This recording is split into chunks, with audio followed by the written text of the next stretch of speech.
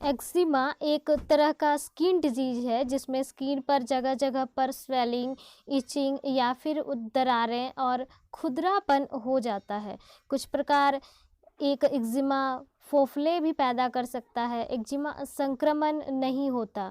बहुत से लोग एक्जिमा की जगह एट्रोपिक डर्मेटाइटिस का शब्द उपयोग करते हैं, लेकिन यह एक्जिमा का एक नॉर्मल प्रकार है, टाइप्स है। एट्रोपिक यह उन स्थितियों को एक संग्रहण को संदर्भित करता है जिसकी प्रतिरक्षा प्रणाली की वजह से समस्या होती है, जिसे एट्रोपिक डर्मेटाइटिस या अस्थमा या है फीवर शामिल है। डर्मेटाइटिस शब्द का मतलब होता है स्किन में इन सूजन मीन्स इन्फ्लामेशन का आना। उम्र के साथ कुछ लोगों में एक्जिमा खुद ब खुद ठीक हो जाता है, जबकि अन्य लोगों में पूरी ज़िंदगी रह जाती है। एक्जिमा के टाइप्स, तो एक्जिमा का जो प्रकार है वो 3, 4, 5, 6, 7 तरह के हो सकते हैं।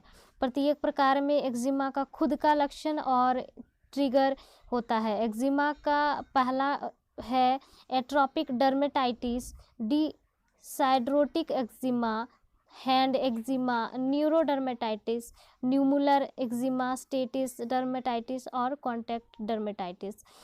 तो ये सारे एक्जिमा के प्रकार हैं और एक्जिमा के लक्षण जो होता है वो है खुजलीदार, शुष्क या फिर खुरदरी और परतदार जो स्किन है उसमें काफ़ी इन्फ्लेमेशन हो जाती है। एक्जिमा एकदम से बढ़ जाता है या कम हो जाता है और फिर बढ़ जाता है। एक्जिमा शरीर पर कहीं भी हो सकता है, लेकिन आमतौर पर बाहें या फिर हमारी नी जॉइंट के पास, अंदरूनी हिस्से में, घुटनों के पीछे या सिर में, विशेष रूप से गाल या फिर हमारे खोपड़ी को प्रभावित करता है। यह संक्रमण इन्फेक्टिव नहीं होता। कुछ मामलों में उम्र के साथ यह कम गंभीर हो जाता है। इनके लक्षण में तेज खुजली होना, लाल या भूरे ग्रे पैचेस आना, छोटे उभार जिनमें खरोंच लगने पे फ्लूइड निकलता है, सूखा पीला रिसाव जो कि संक्रमण का संकेत हो सकता है, और साथ ही मोटी पपड़ीदार त्वचा।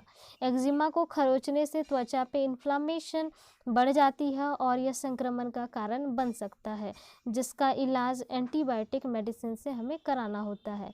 एक्जिमा क्यों होता है? एक्जिमा का कारण अभी तक पूरी तरह से मालूम नहीं चला है, लेकिन यह माना जाता है कि यह हमारी जो इम्यून सिस्टम होती है उनकी वजह से, अगर उनमें असक्रिय हो जाती है, जो किसी ट्रिगर के संपर्क में आने पर उनका इफेक्ट नहीं का प्रतिक्रिया वो करता है।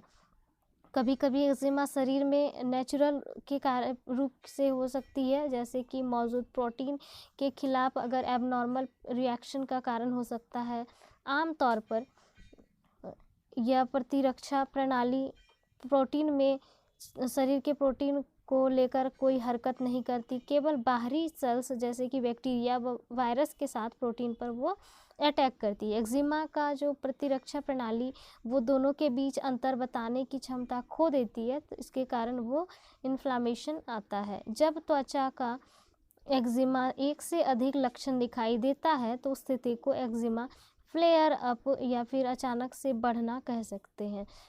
तो इसका हो सकता है इसमें क्लीनर और डिटर्जेंट में पाए जाने वाले केमिकल्स स्किन को ड्राई बनाते हैं।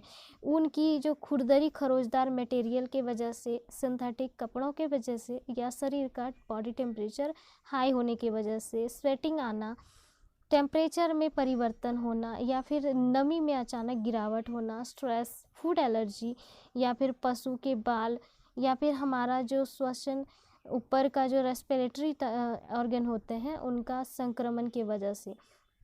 तो एक्जिमा की बचाव के लिए हमें अपने लाइफस्टाइल को चेंज करना चाहिए, जैसे कि अगर हमें स्ट्रेस को कम करना है तो बेहतर हमें सोना चाहिए। एक्जिमा फ्लेयर अप होने की जो शंका कम हो सकती है। खुरदरे कपड़े या कठोर साबुन से या डिटर्जेंट जैसे ट्रिगर से हमें यूज़ नहीं करनी चाहिए। साथ ही ठंड के मौसम में हमारा त्वचा शुष्क हो सकता है और फ्लेयर अप ट्रिगर कम कर सकती है। और हमें एट्रोपिक डिटर्जेंट वाले लोगों को खुजली या खरोचने से बचना चाहिए। त्वचा को कटने या फटने से बचाने चाहिए और खुजली वाले क्षेत्र को खरोंचने की बजाय हल्के पानी से रगड़ सकते हैं, क्योंकि ड्राई स्किन एक्जिमा को ट्रिगर करती है। आपके डर्मेटोलॉजिस्ट एक अंडर ऑइंटमेंट जैसे कि क्रीम, मॉइस्चराइज़र लगाने की सलाह दे सकती है। डायग्नोसिस ऑफ एक्जिमा, तो हम उसकी सही परीक्षण के लिए, उनका डायग्नोसिस के लिए हम डॉक्टर के पास जांच करवा सकते हैं।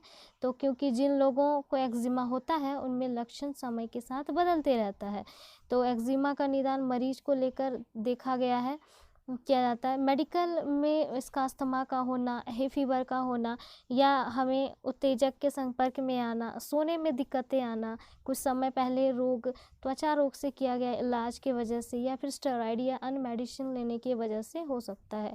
कुछ पैच टेस्ट करा सकते हैं जो हमारे बॉडी की त्वचा के एलर्जी के वो देख के वो बता सकता है। स्किन प्रिक टेस्ट भी करा सकते हैं, या फिर सुपरवाइज्ड फूड चैलेंज भी हम खाने में रख सकते हैं।